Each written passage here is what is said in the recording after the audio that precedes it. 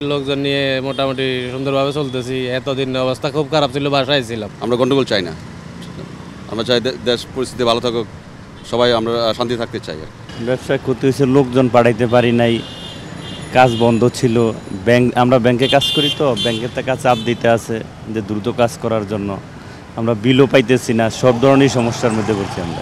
ব্যবসায় মারাত্মক ক্ষতি হয়েছে ভাই, মানে অকল্পনীয়। মানে লকডাউনে যে ক্ষতিটা হয়েছিল, আর কিছুদিন থাকলে ওরকম ক্ষতিটাই হতো আর কি। ঘরে বসে থাকলে আমাদের কোনো কিছু চলবে না, ইন্ডাস্ট্রি চালাইতে হয়, অফিস আদালত চালাইতে হয়।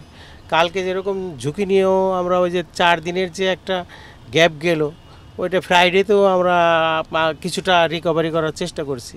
এখন দেশের কথা ভাবলে কাজ তো থামানো যাবে না। আমরা মেট্রো রেলে যেরকম চলাফেরা করছি, যত সহজে আসা যাওয়া করছি, আমাদের মধ্যে একটা সুন্দর একটা পরিবেশ ছিল, কিন্তু সেটা নষ্ট হইলো আর কি এখন আর কি।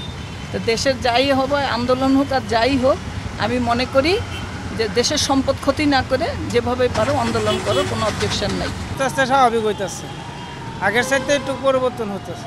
এই কয়দিন খ্যাপই ছিল না।